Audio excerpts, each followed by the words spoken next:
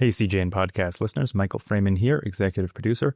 I wanted to share that the CJN has earned 6 Simon Rockhour Awards this month, the Jewish Pulitzers, as some folks call them.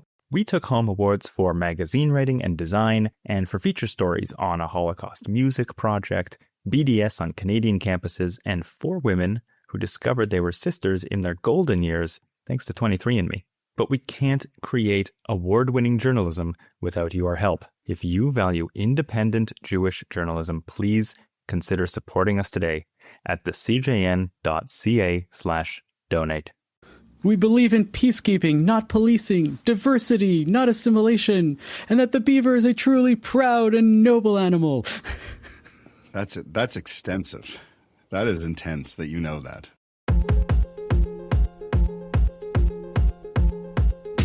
Last month, Toronto police revealed that many of the shootings at Jewish institutions weren't ideologically motivated attacks, they were gig jobs. Teenagers hired to damage buildings, any buildings, for cash. So on today's show, we asked, if the perpetrator doesn't hate Jews, does that change the fear or the policy response? Can you have anti-Semitism without anti-Semites? And who benefits from using Canadian cities as a battlefield? I'm Avi Feingold, and along with Yedida Eisenstadt and Matthew Leibel, we are Not in Heaven.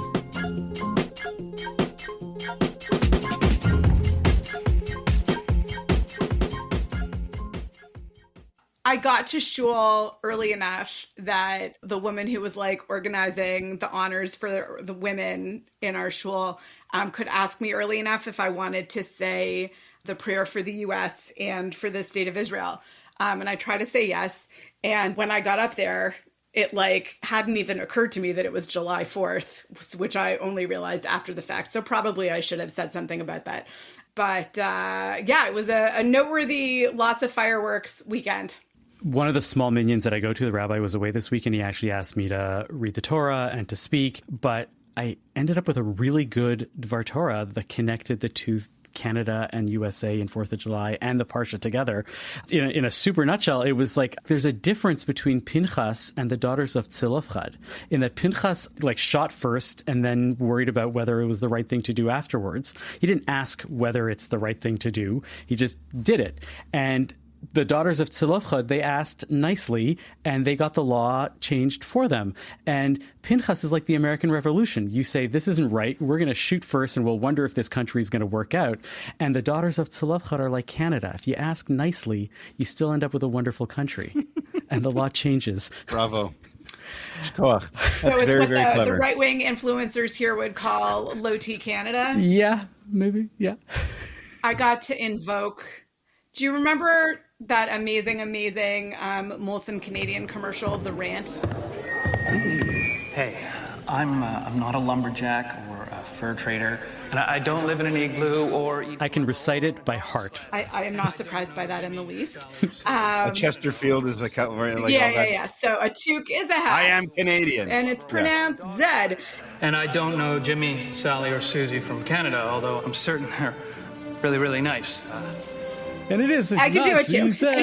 Anyway, somebody in shul came over to me and asked if I knew whatever family from Montreal. And I did say to them, Canada's a really big country, and Montreal and Toronto are in the scheme of things reasonably close, but not really that close. And then I told them about this commercial, and I need to send them the link on YouTube. We believe in peacekeeping, not policing, diversity, not assimilation, and that the beaver is a truly proud and noble animal.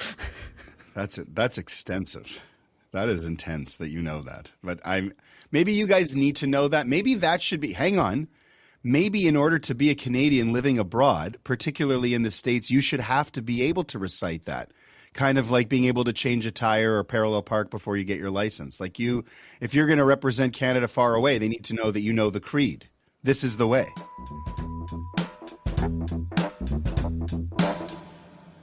I want to talk about the incidents that have happened that we have talked about several times already that have been perpetrated against the Jewish community in Canada, in Toronto and Montreal, and in Vancouver and elsewhere. Recently, there is a lot of new information about some of these incidents that has caused a lot of people to understand them in a very, very different light. It turns out that some of these attacks were very, very different. Essentially, these were teenagers who basically were gig terrorists, maybe we can call them that.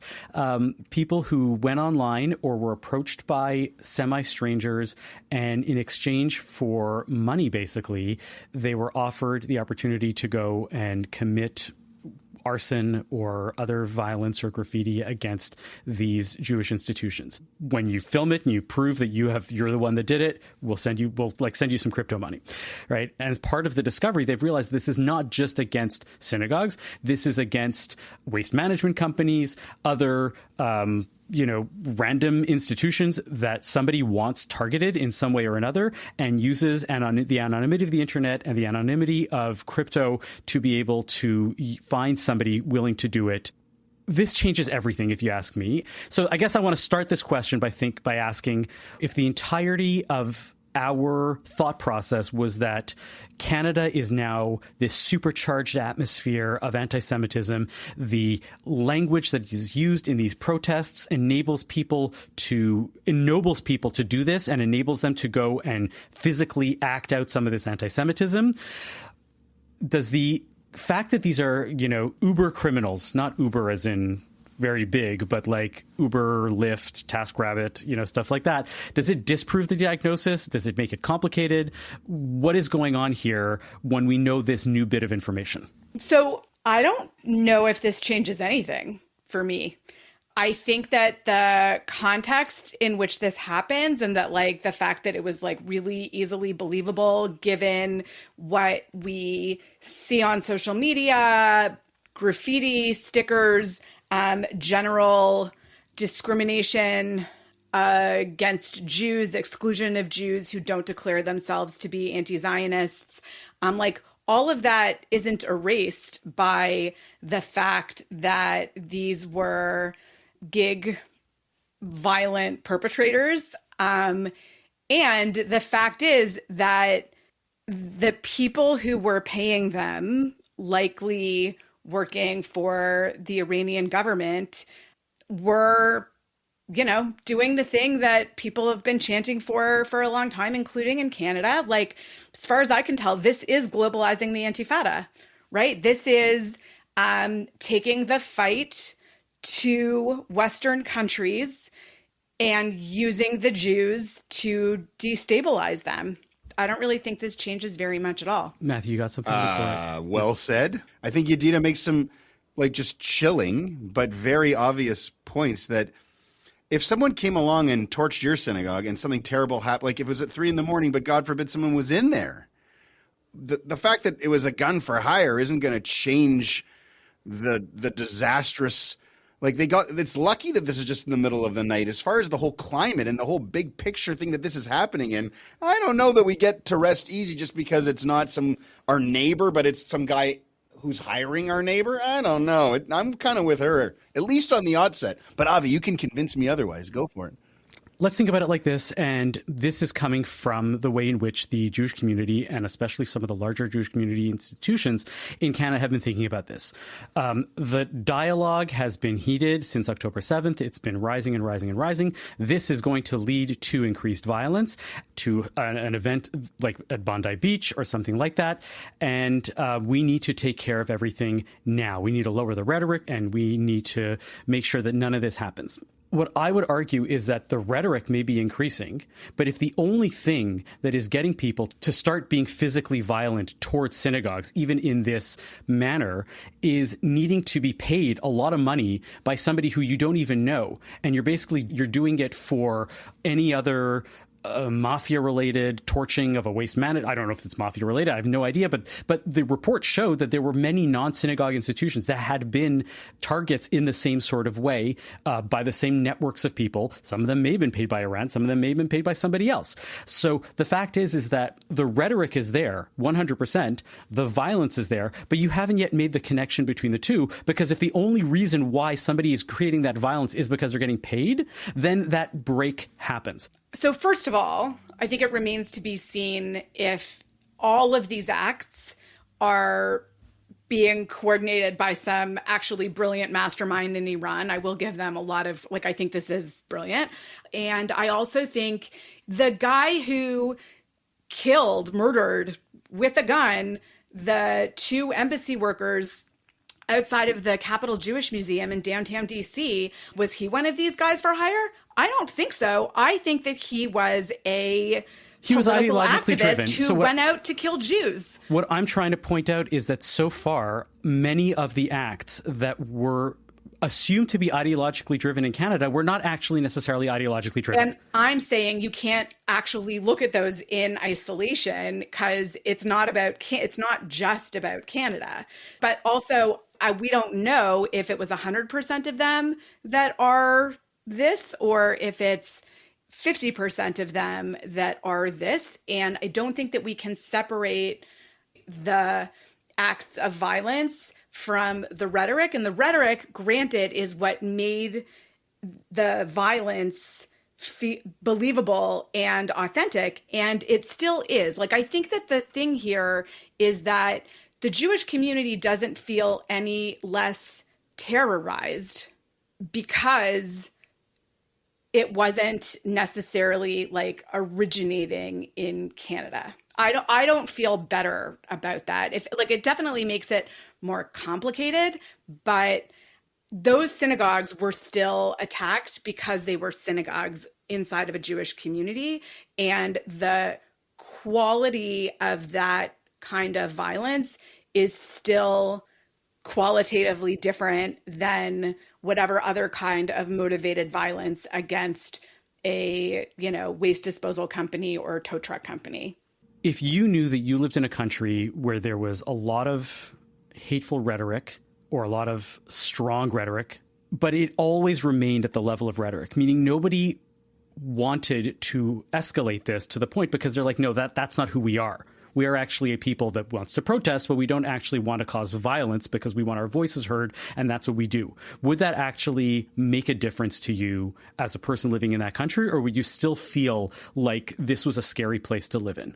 I think that we will find, and I think there's already a lot of evidence to support this, that a lot of that heated rhetoric is also motivated and coordinated out of anti-Israel sentiment coming from countries outside of Canada.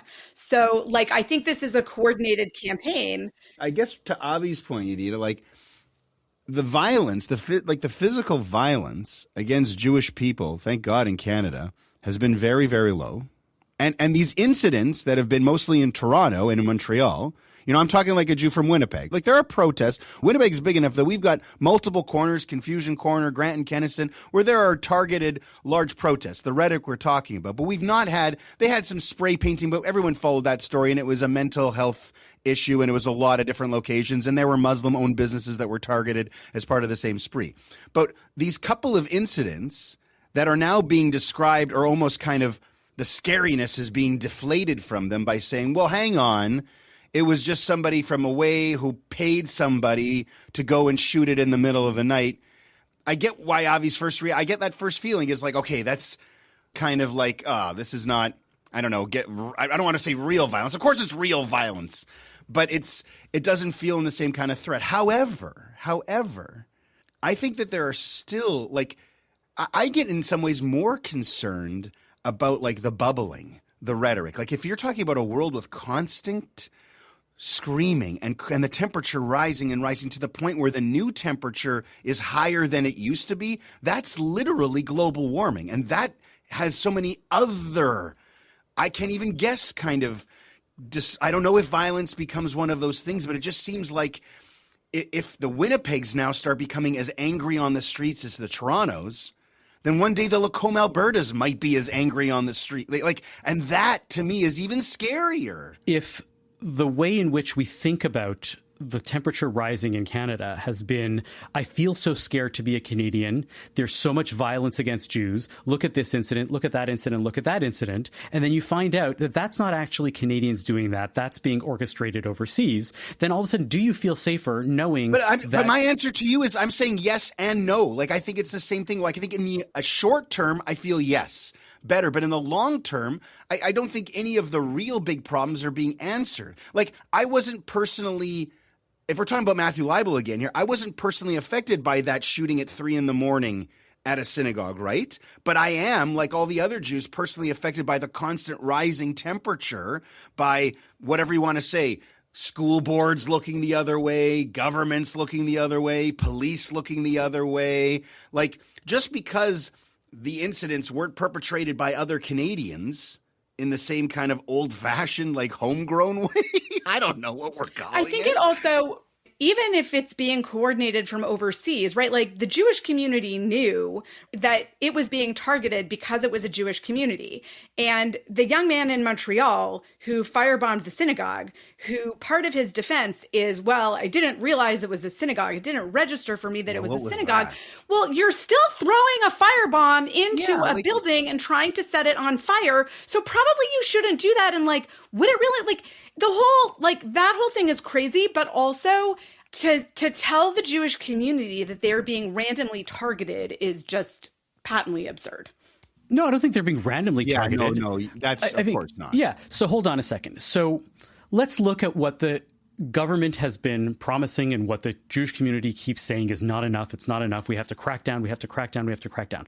It changes the calculus of what we should be asking for. The same way that Canada, when Canada was being used in international incidents with regards to China or with regards to India, and Canada said this is not acceptable, right? This is exactly the same sort of thing. That's the response we should be asking for, and not saying, well, you see, the rhetoric in Canada is so strong that it's causing everybody to have violence, and we need to tone things down, and we need to create, right? What Yedida is saying is 100% right, but it's basically sending the message to anybody who might take money off of the internet to firebomb anything, that there's a zero tolerance, that we're going to pretend as if the motive that you had was just as strong because you're the actor for somebody else. You're going to have to take the fall for them too. I actually did a little research before we started taping into the I would hope you have. Data That's your job. On deterrence, on whether or not, harsher sentences actually deter people from committing their crimes. And it seems like really on the margins, but otherwise minimally. Listen, I will absolutely grant that the 19-year-old who shot at the U.S. consulate downtown because they were hired to do so and videotaped it so that they could get paid, that it's their motivation is different than somebody who is doing that because they hate the United States and so, was going to do that themselves. I think that definitely muddies the waters here. I also have been wondering about the circumstances that make possible both the gig for hire situation, which, I don't think that you could ever completely eliminate because, all of these social media and ways of communicating are totally encrypted. So that would be basically impossible. But I think the police chief says something about this early on in one of the news reports that we have to think about what's going on in our society that, $1,000 for a 19-year-old, this seems like a good deal and a, easy way to make a buck. $1,000 Canadian is not really a huge sum of money to put the rest of your life on the line. No, that's for sure. I mean, I'm not a gig for hire terrorist, so I don't know what the going rates are. I don't know what it's just ridiculous.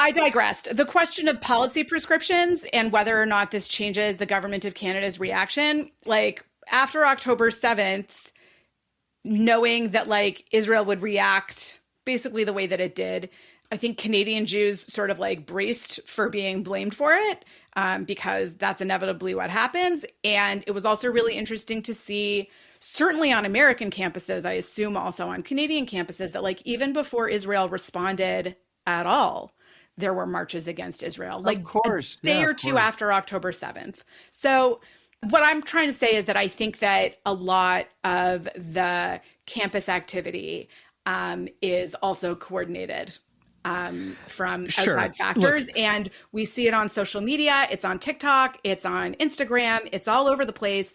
And it is influencing everybody. sure, but I'll grant you that only if you grant me this, that so much of the pro-Israel rhetoric coordinated by groups like Stand With Us and Hillels and all these other pro-Israel groups is being coordinated by foreign actors. How much of Israel and the Jewish Agency and Hasbara is being used in this way, right? And you can say, well, Israel is, pulling strings for the pro-Zionist camp on campus also. Obviously, I grant that. Indisputable. Thank you. Went on that Hasbara fellowship. I staffed that Hasbara fellowship. Yeah, this is important. And the fact is that I don't have a problem with Palestinians or other nations helping to make sure that their story comes across on campus, because we do it all the time. And there's nothing wrong with that necessarily. That's right. it. So I'm okay with that. Interesting to investigate, and I have done zero research on this, whether there are laws about foreign influence in campus activities. It's part of the culture war now, and I don't think it's good for anybody. And as everything becomes more polarized and extreme, and the ability to have a conversation and see complexity and nuance, here we are. I had a friend who posted on social media this week something about, and he was posting about the Jewish community, especially the Zionist community's desperate need to hold on to this narrative that Qatari money is behind all of this work, and that there's so much dark Qatari money behind it, and not actually saying to yourself, well, how to take a step back and look at what's happening. And it turns out that it's partially true. It's not necessarily Qatari money. We don't know where the money's coming from necessarily, whatever the reason. But the fact is that there's international money that is paying for these incidents to happen, partially vindicates the Jewish community. But I guess his post started to ask the question for myself. My language is not good today. He got you to start thinking about.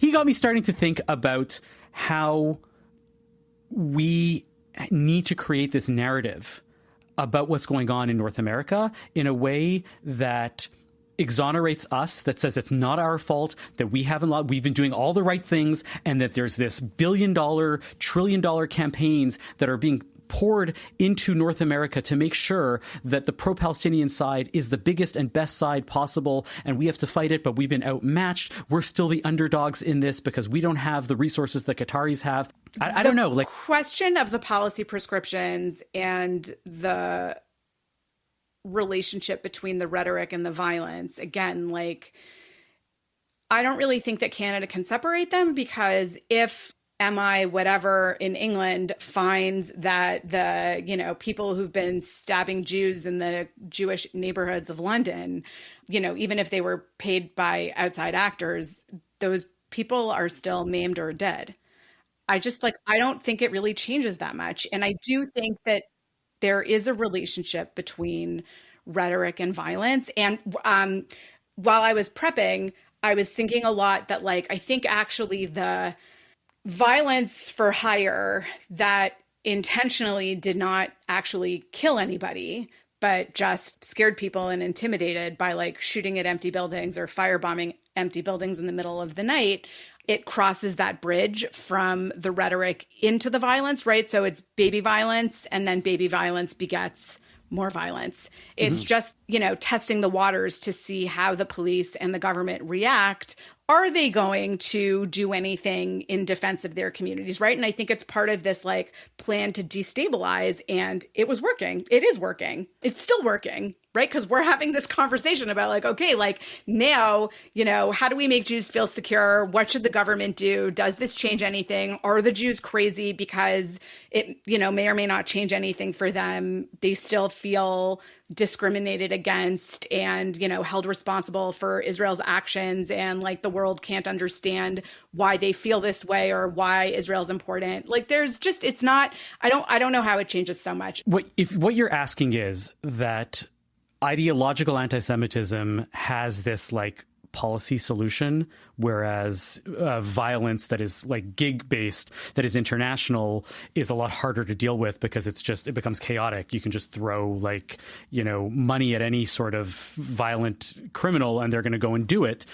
I don't think that's the case, right? I think that ideological anti-Semitism does not have a policy solution. Right. Right. It's very, very hard to change people's minds if they really are ideologically motivated to hate Jews.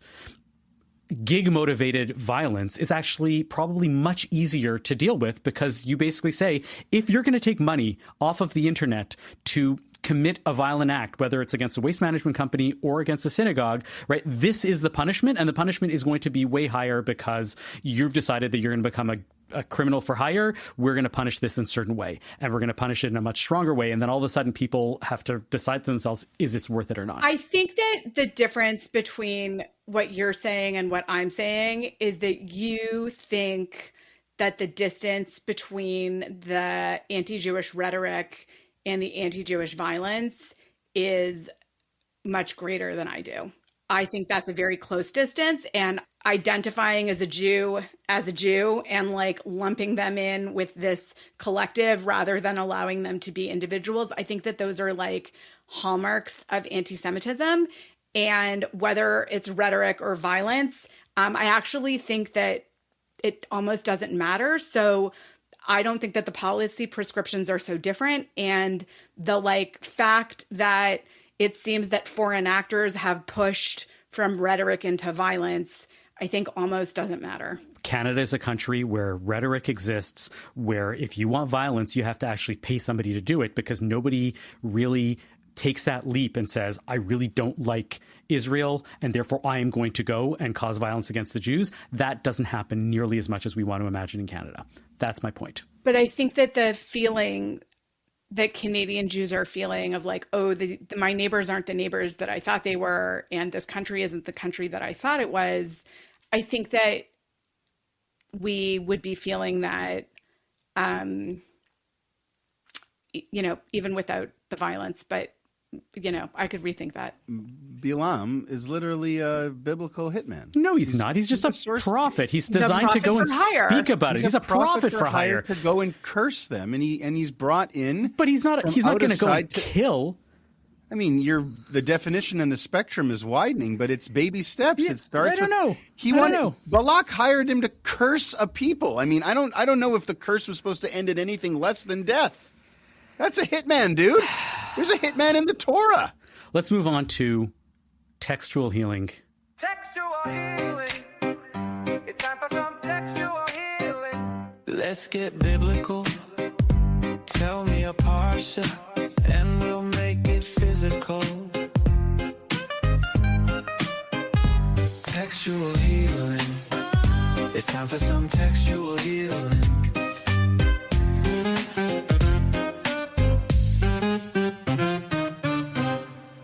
We are at the end of the book of Bamidbar. Matthew, you always say that I'm at the end. I'm going to start with the beginning, even though I have a separate, unrelated discussion for this week's portion. But my love of the book of Bamidbar is because this is the adolescence of the Jewish people, right? They have left Egypt. They are out of childhood. They have become a nation. And now they have to do all of the storm and stress that happens in adolescence, all of the fighting with your parent, the rebelling, the making the mistakes, the learning from your mistakes. All of this happens in a macro level with the Israelites over the 40-year period, 38-year period that happens in the book of Bamidbar. And I think that once you take it into that context, you're like, oh, this is the nation of Israel. This is Bnei Yisrael growing up, becoming a more mature polity and ready to go into the land of Israel. And it takes that time for it to happen. That's very nice. That's a nice sentiment. To me, the stories in Exodus are still always going to just crush all the other stories in the Torah. So you can have your nice little thought here. You sound like one of those people rationalizing to me which one of the Coen brothers movies is the best movie. And I'm just like, it's Fargo. I would never do that. No Country. Like they crushed. Those are the ones that crush. The Ten Commandments, Sinai, the parting of the sea, getting out of Egypt. That's it. You're just going to have to call that one the Beatles. Like, I'm sorry. you're basically arguing for the greatest hits album, and I'm trying to say that the concept album Yes. that fits together from beginning to end is actually way better when you stop and think about it, because it gives you more time to reflect, gives you more to chew on. Can we at least agree we're going into the whole summer of Dvarim, which is just such a drag? No, I love this. Oh, of course you do. So first, I will confess that I uploaded our prep sheet into Claude. And I think that Claude thinks that like the whole like discussion on the podcast is, you know, combining the Parsha with whatever current event. And so all by itself, it pointed out that in the instructions around the cities of refuge, that the Torah does make a distinction between the accidental manslaughterer's Department of Redundancy department, that the manslaughterer's intention matters. So if there's no malice or malevolence between the manslaughterer and the person that they kill, then that person has the opportunity to run away to the city of refuge, as opposed to if there's even like an inkling that it was intentional and not just total neglect, that their punishment is very different. So it was drawing that connection for our conversation and the, you know, gig terrorist for hire, again, redundant, and the city of refuge, which I thought was insightful and was not my Devar Torah, but there it is. Lovely. Matthew. Thanks, Claude. What do you got for us? So it's a double parsha, Matot Maseh, as Avi mentioned, to close out the book of Bamidbar. And the Maseh part, those are the marches. These are the marches. And there's this part in chapter 33 here. The peregrinations. Okay, nice. There's a $5 word. And it's interesting that they note there's, I think, 42 steps. And it's just basically straight itinerary from Egypt all the way to looking into the land of Israel. They left Ramses and they went to here. They left here and they went to here. And it's dry. And as a Torah reader, I remember I didn't look forward to it. And people are kind of like, what's the deal here? And so Yedida's boy Rashi has a really nice insight on this one, where he quotes a parable about a king whose son was sick and he took him to get him healed. And then afterwards, they were recounting the journey, and the king said, this is where we slept, this is where you had the headache, this is where you got chilled, right? And it got me to thinking, you know, if you've ever gone on a family trip or any other kind of trip, it seems to be like a family trip because there's this idea of, like Avi said, Bnei Israel are the adolescents, they're the younger, and God, kind of recounting the whole story as the parent, there is that difference in experience. And the parent, to review the journey, is kind of, rather than saying, remember that time you bitched and moaned about all the food and all the quails? Remember that time that I made Moses so crazy? Like he just says, we went from here to here and here to here and here to here. And when you do that in your mind, if you were on that trip, that does help you really kind of break it down and focus.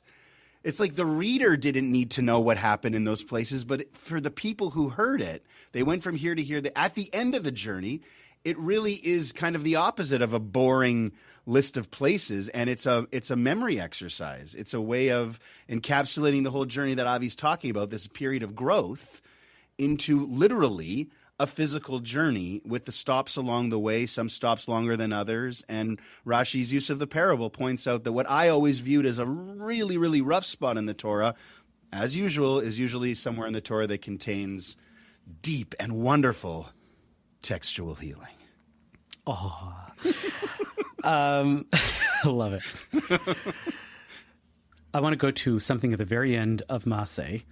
My favorite characters in Bamidbar, some of my favorite characters in Bamidbar, the daughters of Tzolofchad. We know the daughters of Tzolofchad, they asked for land, they asked for inheritance, and they were granted it in Parshat Pinchas. But then something happens at the end of Maseh where the law changes, or it gets constrained even more, because they want to keep it fair. And so they're told that the daughters of Tzolofchad are told that in order to get the inheritance, you have to marry within your tribe, because we don't want the lands to be too intermingled, and there's a problem with that. Now, I didn't know this until I was going through this week. there's a piece of Talmud that tells us that you might think that that was true throughout the time of the land of Israel, while the Israelites were in the land of Israel, and it's not true. It was actually just for that generation, and once they were in the land of Israel, the law got abolished. That law was taken away. Oh. And then the Talmud then goes and says, do you know what date that law was abolished on? Does it say, or do you have to? It does. Yes, I was hoping maybe somebody knew. Maybe somebody take a guess. No. I think you're in the deep weeds on this one. Okay, Avi. so help us the out. date that it was abolished was the 15th of Av. Tu And B'Av. Tu B'Av, and that is the reason for the great joy of romance and everything love based on Tu B'Av, and why we call it the quote unquote Jewish Valentine's Day, the Jewish love day, et cetera, because that was the day that Jewish women who were stuck and said, hey, maybe I have to be only marrying my cousin because of land issues, because my dad died and didn't have any sons, right? We're told, no, you can marry anybody you want as long as they're part of the Israelite tribes. Love conquers all. Is there any mention of this civil war at the end of the book of Judges in the mix? Not in that Gemara, I believe, but Okay. yeah. Go ahead. You were gonna... No, I was just going to say the rabbis also say that they never actually kept Yovel. Oh, yes. So- Well, we talked about that. I talked about the never Yeah, we did. actually keeping That one I Yovel. remember. Right. So when we it got would have to been Yovel. moot anyway. The land never reverted. It was all nice and Exactly. theoretical until you get expelled. Happy summer, everybody. We will be talking to you again before Tu B'Av, but not much before, because we are going for the next little while to every other week schedule. So keep that in mind as to why you may not be hearing us next week. So that being said, see you in a couple of weeks. Thank you for listening to Not in Heaven this week. Our producer and editor is Zachary Kaufman. Michael Freeman is the executive producer. To catch every episode, subscribe wherever you get your podcasts. If you'd like to support our show, consider making a donation to the CJN at thecjn.ca/donate.